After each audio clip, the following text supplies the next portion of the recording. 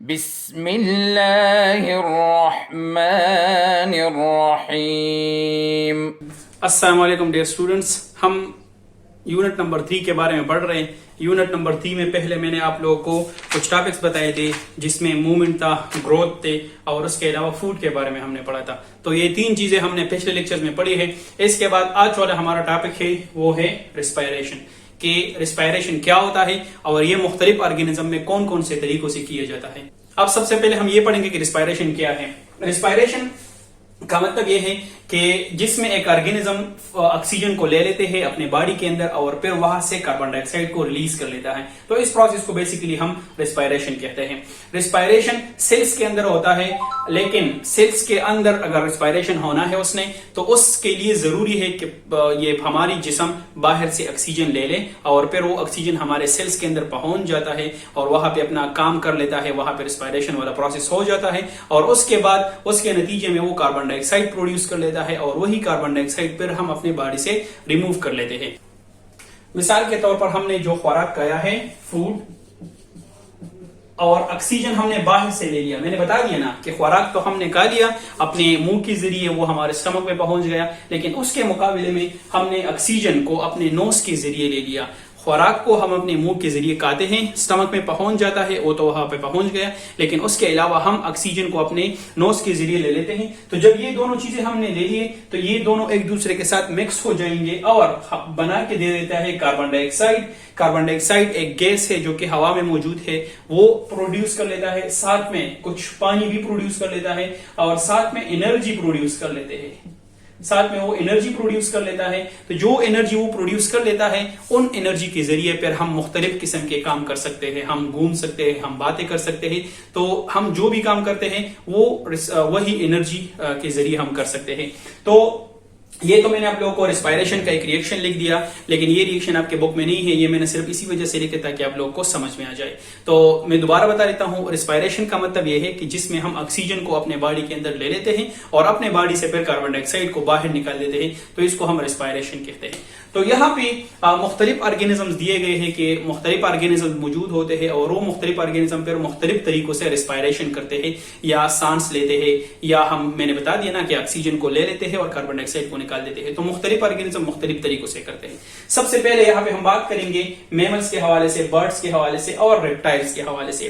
تو جو میملز ہیں، میملز وہ آرگینزمز ہوتے ہیں جو کہ اپنے بچوں کو دودھ دیتے ہیں، مثال کے طور پر ہیومنز۔ اس کے علاوہ برڈز آپ لوگ جانتے ہیں، اور ریپٹائلز وہ آرگینزم جو کہ رینگتے ہیں، جس طرح کے چپکلی وغیرہ۔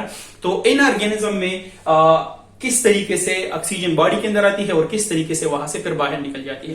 تو ان آرگینزم میں وہ آتی ہے نوز کے ذریعے، ہمارے نوز موجود ہے ہمارے پیس کے اوپر، تو یہاں پہ اس کے ذریعے آکسیجن اندر چلا جاتا ہے۔ تو جب نوز کے اندر آکسیجن اندر چلا گیا، وہ آکسیجن وہاں سے پھر پہنچ جاتا ہے لنگز میں۔ لنگز جو پیپڑے ہے ہمارے باڈی کے اندر یہاں پہ موجود ہوتے ہیں، چیسٹ کے اندر سائڈ پہ لنگز میں پہنچ جاتا ہے۔ لنگز میں جو آکسیجن ہم نے انٹر کیا ہے اپنی باڈی کے اندر، وہ آکسیجن وہاں سے شامل ہو جاتا ہے بلڈ کے اندر۔ ہم نے جو آکسیجن لنگز میں لے کے گئے ہیں نا، وہ شامل ہو جاتا ہے بلڈ کے اندر، اور پھر بلڈ کے اندر جو کاربن ڈائی آکسائڈ موجود ہے وہ وہاں سے لنگز میں دوبارہ شامل ہو جاتا ہے اور وہ اس کاربن ڈائی آکسائڈ کو پھر ہم باہر نکال دیتے ہیں۔ میں دوبارہ بتا دیتا ہوں کہ نوز کے ذریعے آکسیجن ہم نے انٹر کر لیا، وہ آکسیجن پہنچ گیا لنگز میں، جو آکسیجن لنگ میں پہنچ جاتا ہے وہ آکسیجن پھر شامل ہو جاتا ہے بلڈ کے اندر، اور بلڈ کے اندر جو کاربن ڈائی آکسائڈ ہے وہ پھر ہمارے جسم سے باہر نکالا جاتا ہے، وہ بھی ہم اپنے منہ کے ذریعے یا نوز کے ذریعے باہر نکال دیتے ہیں۔ تو یہ تو انسانوں میں ہوتا ہے یا جو برڈز وغیرہ ہے اس میں اس طریقے سے ہوتا ہے۔ اگر اس کے علاوہ ہم انسیکٹس کی بات کریں تو انسیکٹس بریتنگ کرتا ہے ٹائنی ہولز کے ذریعے۔ ٹائنی ہولز کا مطلب یہ ہے کہ چھوٹے چھوٹے سوراخ وہاں پہ ہوتے ہیں، اس کے ذریعے وہ بریتنگ کرتا ہے۔ لیٹ سپوز اسپیریکلز، اس کو ہم اسپیریکلز کہتے ہیں، اس کے جسم کے ہر ایک سائڈ پہ چھوٹے چھوٹے سوراخ ہوتے ہیں، تو ان سوراخ کے ذریعے وہ آکسیجن کو اندر لے لیتے ہیں اور کاربن ڈائی آکسائڈ کو باہر نکال دیتے ہیں۔ تو آکسیجن ان سوراخ کے ذریعے، آکسیجن ہولز کے ذریعے آ جاتا ہے اس کے باڈی کے اندر۔ اس کے باڈی کے اندر ایئر ٹیوبس ہوتے ہیں، جس طرح ہمارے باڈی کے اندر لنگس ہوتے ہیں، اسی طریقے سے وہاں پہ ایئر ٹیوبس ہوتے ہیں، تو وہاں پہ آ جاتے ہیں ان ایئر ٹیوبس میں۔ تو پھر ان ایئر ٹیوب سے وہ آکسیجن اس کے باڈی کے اندر شامل ہو جاتا ہے اور اس کے باڈی کے اندر جو کاربن ڈائی آکسائڈ پروڈیوس ہو چکا ہے پھر وہ ان سوراخوں کے ذریعے پھر باہر نکل آ جاتے ہیں۔ دوبارہ سن لیں، ऑक्सीजन आता है होल्स के जरिए, टाइनी होल्स के जरिए, छोटे छोटे सुराख होते हैं, उसके जरिए एयर ट्यूब में आ जाते हैं और एयर ट्यूब से फिर वो शामिल हो जाते हैं बॉडी में वो ऑक्सीजन, और फिर बॉडी ने जो कार्बन डाइऑक्साइड प्रोड्यूस किया है फिर वो उन टाइनी होल्स के जरिए बाहर निकल आता है। तो ये तो हो गया इंसेक्ट्स के हवाले से। इसके बाद फिश की अगर हम बात करें कि फिशेस के अंदर किस तरीके से होता है, बेसिकली फिशेस और जो दूसरे ऑर्गेनिज्म जो पानी के अंदर रहता है तकरीबन उसमें वो प्रोसीजर सेम है। तो फिश सांस लेता है गिल्स के जरिए, उसके कानों के अंदर वहां पे एक सुरख वो कलर के होते हैं, रेड रेड आप लोगों ने देखा होगा, उसको हम गिल्स कहते हैं। तो उन गिल्स की मदद से वो फिशेस सांस लेते हैं। तो क्या होता है कि फिशेस वाटर को ले लेते हैं, पानी को अपने मुंह के जरिए ले लेते हैं, अपने मुंह के जरिए पानी को अपने बॉडी के अंदर ले लेते हैं। वो पानी उस गिल से गुजरता है, जब वो पे पानी एब्जॉर्ब कर लेता है, पानी अपने मुंह के जरिए ले लेते हैं, तो वो पानी गिल से गुजरता है। तो उस पानी के अंदर जो ऑक्सीजन मौजूद है गिल्स में मौजूद ब्लड के अंदर वो शामिल हो जाता है। पानी के अंदर जो ऑक्सीजन मौजूद है वो ऑक्सीजन कहां पे शामिल हो जाता है, गिल्स में जो मौजूद ब्लड है उसके अंदर वो ऑक्सीजन शामिल हो गया, उसके अंदर वो शामिल हो गया, और फिर उस ब्लड के अंदर जो कार्बन डाइऑक्साइड मौजूद है वो उससे गिल्स में शामिल हो जाते हैं। तो इसी तरीके से होता है फिश में। दोबारा सुन ले, पानी वो पीता है मुंह के जरिए, लेकिन वो पानी फिर गिल्स से गुजर जाता है। तो जब वो गिल से गुजरता है तो उसी दौरान उस पानी के अंदर जो ऑक्सीजन मौजूद है वो गिल्स में शामिल हो जाते हैं, और गिल्स के अंदर जो कार्बन डाइऑक्साइड मौजूद है फिर वो इसी तरीके से वहां से बाहर निकल जाते हैं मुंह के जरिए। तो इसी तरीके से फिर वहां पे ये वाला प्रोसेस हो जाता है। फिशेस के अंदर ये नोज भी मौजूद होता है, लेकिन वहां पे वो सिर्फ और सिर्फ इस्तेमाल कर लेता है स्मेल वगैरह के लिए, उसके जरिए वो सांस नहीं लेता। लेकिन उसके बाद हम बात कर देते हैं प्लांट्स के हवाले से कि प्लांट्स में ये प्रोसेस किस तरीके से होता है। तो प्लांट्स में छोटे छोटे सुराख होते हैं और उन सुराख को हम कहते हैं स्टोमेटा, और ये सुराख मौजूद होते हैं लीफ के सरफेस के ऊपर। जितने भी लीव्स मौजूद है, जितने भी पत्ते मौजूद है, उनके सरफेस पे ये छोटे छोटे सुराख मौजूद होते हैं। तो उस सुराख के जरिए वो ऑक्सीजन को एब्जॉर्ब कर लेता है, वो ऑक्सीजन को अपने बॉडी के अंदर ले लेता है, और उसके मुकाबले में उसके बॉडी के अंदर जो कार्बन डाइऑक्साइड बना है फिर उसको बाहर निकाल देते हैं। तो इसी तरीके से मुख्तलिफ ऑर्गेनिज्म में मुख्तलिफ तरीकों से ये रिस्पायरेशन या ब्रीदिंग वाला प्रोसेस होता है। मैं दोबारा बता देता हूं जल्दी जल्दी। पहला, बर्ड्स, रेप्टाइल्स, मैमल्स में नोज के जरिए, नोज से डायरेक्ट लंग्स में, लंग्स से ऑक्सीजन शामिल होता है ब्लड में, और ब्लड के अंदर जो कार्बन डाइऑक्साइड मौजूद है वो दोबारा लंग्स में आते हैं और इसी तरीके से उसको हम बाहर निकाल देते हैं।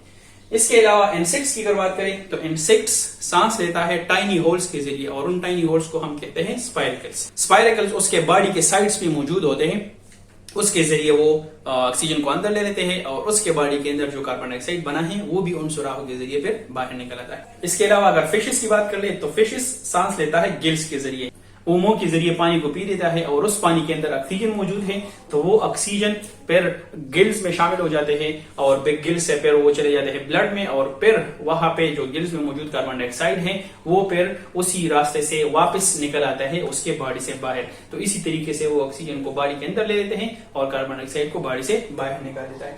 इसके मुकाबले में प्लांट्स की अगर बात की जाए तो प्लांट्स के अंदर छोटे छोटे सुराख मौजूद होते हैं, उन छोटे छोटे सुराख को हम स्टोमेटा कहते हैं, और ये स्टोमेटा मौजूद होते हैं लीफ के सरफेस के ऊपर। तो उन सुराखों के जरिए ऑक्सीजन को अंदर लिया जाता है और कार्बन डाइऑक्साइड को बाहर भेजा जाता है। तो रिस्पायरेशन को डिस्कस करने के बाद अगला जो टॉपिक यहाँ पे मौजूद है वो है वेस्ट।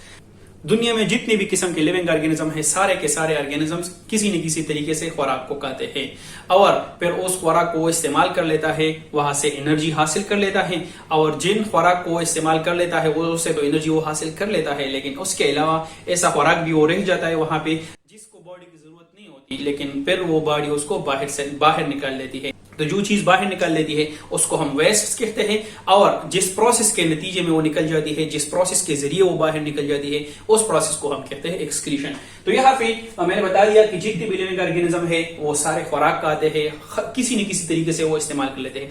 मिसाल के तौर पर अगर ह्यूमंस की बात करें तो ह्यूमंस डायरेक्टली हम खुराक खाते हैं, इसके अलावा प्लांट्स अपने बॉडी के अंदर खुद खुराक प्रोड्यूस कर लेते हैं। तो इसी तरीके से किसी न किसी तरीके से हमारे जिस्म के अंदर वो आ जाते हैं, और फिर हमारे जिस्म के अंदर वहां پہ پروسیس ہو جاتا ہے ریسپائریشن، جو ابھی ہم نے پڑھا، ریسپائریشن والا پروسیس ہو جاتا ہے، اور ریسپائریشن پروسیس کے نتیجے میں وہ خوراک انرجی میں کنورٹ ہو جاتا ہے، اور پھر اسی انرجی کو ہم استعمال کر لیتے ہیں اپنی روزمرہ زندگی گزارنے کے لیے.